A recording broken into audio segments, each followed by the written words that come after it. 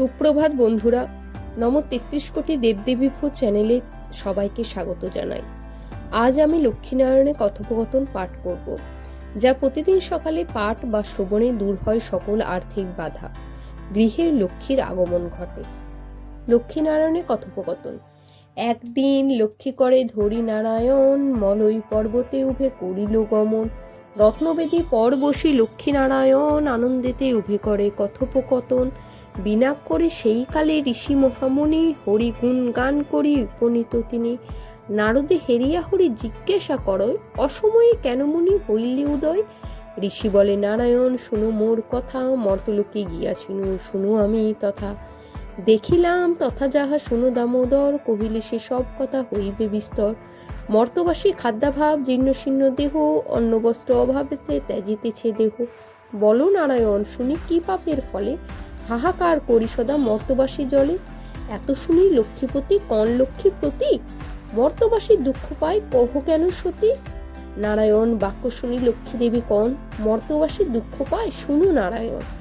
আমারে ছাড়িয়া তারা অনাচারে রয়, সেই হেতু এত দুঃখ নরনারী পায়।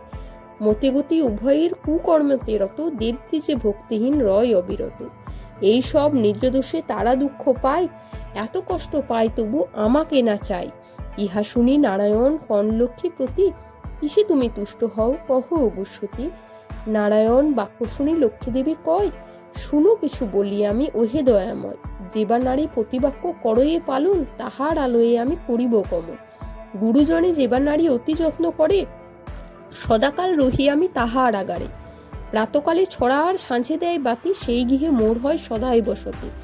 গুরুবারে মোর ঘর স্থাপন যেবা করে, সংযত হইয়া রহে অতি শুদ্ধাচারে। হেরিয়া অতিথি যেবা হয় আনন্দিত, সেই নারী গৃহে আমি থাকি অবিরত। ভাদ্র পৌষ চৈত্র আর বৃহস্পতিবারে যেবা নারী আমা পূজে অতি ভক্তি ভরে। অন্তকালে বৈকুণ্ঠেতে হয় তার স্থান, মমবাক্য স্থির যেন না হইবে আন। শুনো হে নারায়ণ যে কর্ম করিলে, আমারে বঞ্চিত হয় রমণী সকলে। পতির ভোজন অগ্রে নিজে যেবা খায়, যেবা নারী বিবস্ত্রা হইয়া নিতে যায়। এই সব অনাচার যেজন করই, পৃথিবীতে সেই নারী চিরদুঃখী হয়। আর যত দোষগুণ কহিতে অপার, কত কহিনু আমি সাক্ষাতে তোমার। এইবার কিছু কহি নরের কথন, যে কারণে ধরাধামে না করি গমন। মহাপাপী কদাচারী নর সবে হয়, সে কারণে এত কষ্ট তারা ভবে পায়। নিজ নারী পরিহরি পর নারী যায়, কোন গুণে বল প্রভু দেখিব তাহাই। অতিথি দাঁড়েতে দেখি কটু বাক্য কয়, না থাকি তিলার্ধ আমি তাহার আলোয়। সত্যতেতা দাপর যুগে মানিয়াছে সবে, দেখিতেছি কলিযুগে মানে না মানবে। এসব কারণে আর মরতে নাহে যাব, কেন বলো গিয়ে সেথা মনোকষ্ট পাবো। এত বলি লক্ষ্মী দেবী মৌনী হয়ে রয়, নারায়ণ প্রতিঋষি চাহিয়া যে কয়। বুঝাইতে পারো যদি লক্ষ্মীরে আমার, তাহে নাহি বাধা আমি হইব তোমার। এতিক শুনিয়া বাণী ঋষি ক্ষুণ্ণ মন, মিনতি করিয়া পূর্ণ লক্ষ্মী প্রতিকন। কহ মাতো নারায়ণী কি হবে উপায়, কি করিলে তুষ্ট হও কহ মাতো তুমি। ঋষি বাক্য শুনি লক্ষ্মী ঋষি প্রতিকন, কলিযুগে পাপাচারী নর নারীগণ। তুমি বাছা কি করিবে তার প্রতিকার, কালের বিধান যেন হয় গৈহার।